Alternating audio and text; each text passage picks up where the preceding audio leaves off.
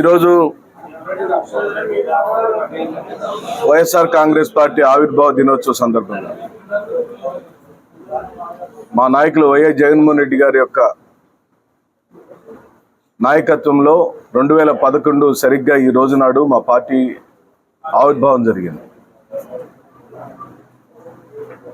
ఆ చరిత్రాత్మకమైన రోజు నాడు మరో చరిత్రకారుడితో నేను కలుసుకోవటం, వారి కార్యాలయంలో పార్టీ యొక్క జెండాను ఆవిష్కరించుకోవటం ఎంతో ఆనందకరమైన విషయం. ముద్రగడ్డ గారు అంటే ఒక పేరు కాదు, అదొక బ్రాండ్. ఆయన ఒక కులానికో, ఒక ప్రాంతానికో, ఒక జిల్లాకో సంబంధించిన నాయకుడు కాదు. ఆయన ఒక సామాజిక ఉద్యమకారుడు. ఈ సమాజంలోని అణగారిన వర్గాల కోసం తన గళాన్ని విప్పి నిరంతరం పోరాటాలతో రాష్ట్ర రాజకీయ చరిత్రలో తనకంటూ ఒక సువర్ణమైన పేజీని రాసుకున్న చరిత్రకారుడు. అలాంటి చరిత్రకారులు సమాజాన్ని ప్రేమించేటోళ్ళు, సమాజంలోని అన్ని వర్గాలు కులాలు బాగా ఉండాలనుకున్న వాళ్ళు ఈరోజు వైఎస్ జగన్మోహన్ రెడ్డి గారికి మద్దతు పలుకుతున్నారు. ఈరోజు మేము జ్ఞాపకం చేస్తాం. తాను ఆ రోజు రాజీ పడి ఉంటే, సోనియా గాంధీతో రాజీ పడి ఉంటే, ఆమె చెప్పిన ఓదార్పు యాత్రని ఆపుండుంటే ఆ రోజే పిసిసి ప్రెసిడెంట్ అయ్యేవాడు. కాలక్రమంలో ఒక 6 నెలల తర్వాత ముఖ్యమంత్రి అయ్యేవాడు. కానీ రాజశేఖర రెడ్డి గారి కుమారుడు ఆ విధంగా రాజీ పడలేదు. తన తండ్రి మరణాన్ని పురస్కరించుకొని చనిపోయిన వాళ్లను పలకరించడానికి ముహూర్తాలు ఏంటి అని అడిగాడు. దానికి పార్టీ యొక్క సిద్ధాంతాలు ఏంటి అని అడిగాడు. అక్కడి నుంచే తిరుగుబాటు మొదలైంది. ఈ రోజు వరకు తన తిరుగుబాటు జరుగుతూనే ఉంది. ఆయనకి వచ్చిన 5 సంవత్సరాల పరిపాలన కాలంలో ఓ 2 సంవత్సరాలు కోవిడ్ తీసేస్తే 3 సంవత్సరాలలో, ఆ 3 సంవత్సరాల్లో కూడా మొదటి 6 నెలలు చివరి 6 నెలలు తీస్తే కేవలం జగన్మోహన్ రెడ్డి గారు పరిపాలించిన కాల పరిమితి 2 సంవత్సరాలు మాత్రమే అని మనం చేస్తున్నాం.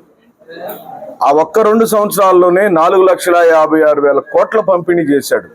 మధ్యలో సుధాకర్ బాబు గారు లేడు, గిరిబాబు గారు లేరు, ఏ మధ్యవర్తి లేడు. డైరెక్ట్గా ముఖ్యమంత్రి కార్యాలయం నుండి లబ్ధిదారుడికి డబ్బులు పడిన చరిత్ర జగన్మోహన్ రెడ్డి గారి సొంతం. అలాంటి జగన్మోహన్ రెడ్డి గారిని అడ్డుకోవటానికి ఈ రాష్ట్రంలో కులాలను లేపాడు చంద్రబాబు నాయుడు తన స్వసిద్ధమైన రాజకీయ వ్యవహార శైలితో. ఆయన విభజన రాజకీయాలనే నమ్మాడు. అది కులమైనా విడిపోవాలి, ప్రాంతాలైనా విడిపోవాలి, వ్యక్తులైనా విడిపోవాలి, కుటుంబాలైనా విడిపోవాలి, ఒకరినొకరు కొట్టుకొని చంపుకోవాలి, తను మాత్రం ముఖ్యమంత్రి స్థానంలో కూర్చోవాలి. ఆయన్ని ముఖ్యమంత్రి స్థానంలో కూర్చోబెట్టడం కోసం కొన్ని సంస్థలు, వ్యవస్థలు, కార్పొరేట్ శక్తులు నిరంతరం పనిచేస్తూనే ఉంటాయి. అదే చంద్రబాబు నాయుడు గారి బలం.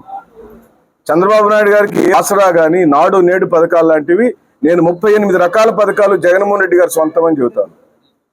నారా చంద్రబాబు నాయుడు సొంతమైన పథకం ఒకటి చెప్పమని అడుగుతున్నాను. ఒక్క పథకం లేదు కదా. ఇంకా రాజధాని పేరుతో కోట్ల రూపాయలను కొల్లగొడుతూ, కొన్ని వర్గాల కోసమే పనిచేస్తూ, రాష్ట్రాన్ని కులం పేరుతో విభజించి, మతం పేరుతో విభజించి తైతక్కలాడే కార్యక్రమాలు జరుగుతున్నాయి. నేను సీనియర్ నాయకులు, ఉద్యమకారుడు, వారిని నేను మనస్ఫూర్తిగా మీడియా సాక్షిగా నేను అడుగుతున్నాను. మీరు మళ్ళీ మీ గళాన్ని విప్పాలి. మీరు ఈ రాష్ట్రంలో పర్యటించాలి. చెదిరిపోయిన వర్గాలన్నింటినీ కలపాలి, అణగారిన వర్గాలన్నింటినీ కలపాలి.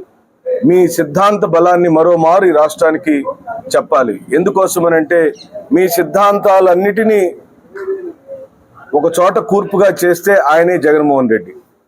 జగన్మోహన్ రెడ్డి గారు పంపిణీలో ఏ ఒక్కరోజు కులాన్ని చూడలేదు. పంపిణీలో రాజకీయాల ప్రస్తావన రాలేదు. పంపిణీలో పార్టీకి ఓట్లేసారా అలాంటి కార్యక్రమాలు చూడాలి. కానీ ఈ రోజున రాష్ట్రంలో ఏం జరుగుతుంది? అలలు బగలు కొడుతున్నారు, పోలీస్ కేసులు పెడుతున్నారు, అక్రమ అరెస్టులు చేస్తున్నారు.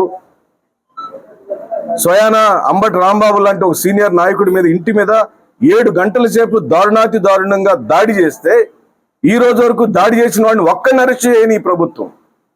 నిన్నేమని చూడాలి? నీకు కాపులంటే పడదు, మాలలంటే పడదు, మాదిగలంటే పడదు, ఎరుకుల యానాదులంటే పడదు, బీసీలంటే పడదు. ఎవరు పడతారు నీకు అని చెప్పి అడుగుతున్నాం. అందుకే నేను ముద్రగడ్డ గారిని సవినయంగా ఈ చరిత్రాత్మకమైన రోజులో వారి గృహంలోనే చేతులు జోడించి వినమ్రంగా నేను మనవి చేస్తున్నాను. మీరు సామాజిక కోణంలో సమాజంలోని అణగారిన వర్గాలకు ఆర్థిక, రాజకీయ, సామాజిక న్యాయం జరగాలంటే మీలాంటి వాళ్ళు తత్వవేత్తలు బయటికి రావాలి, మీలాంటి ఆలోచన పరులు మాట్లాడాలి, మీరే గళం విప్పాలి, దీన్ని ప్రశ్నించాలి.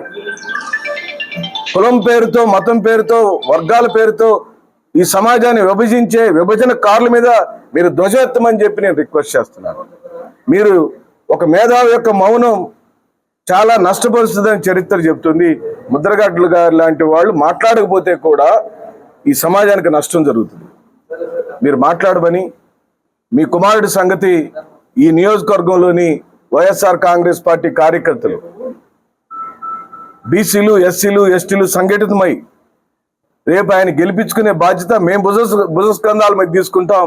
జగన్మోహన్ రెడ్డి గారిని ముఖ్యమంత్రి చేసే విషయంలో మీరు అత్యంత చురుకైన పాత్రని ఇక్కడి నుంచి పోషించమని సవినయంగా నేను మీడియా సాక్షిగా వారిని నేను కోరుకుంటూ, అందరం కలిసిమెలిసి ఐక్యతతో అన్ని సామాజిక వర్గాలను, ఆ సామాజిక వర్గాలకు ఉన్న నేపథ్యాలను, ఆ సామాజిక వర్గాలకు సంబంధించిన కుల వృత్తులను, ఆ సామాజిక వర్గాల యొక్క వ్యవసాయ వృత్తులను, వ్యవసాయ కూలీలకు సంబంధించిన లక్ష్యాలను అందరం కలిసి ఒక్క మనిషి ఆ ఒక్కడి చేయగలుగుతాడని రాష్ట్రం నమ్ముతుంది. తల్లకిందులుగా తపస్సు చేసినా చంద్రబాబు నాయుడు మాటలు ఈ రాష్ట్రంలో నమ్మే ప్రసక్తి లేదు. కానీ జగన్మోహన్ రెడ్డి గారు ఒక మాట చెప్పాడంటే 100 106 మాట మీద నిలబడతాడు, చేసి చూపిస్తాడని ఆ కాలంలో చూపించాడు, రేపు చేయబోతాడని చెబుతూ సెలవు తీసుకుంటున్నాను.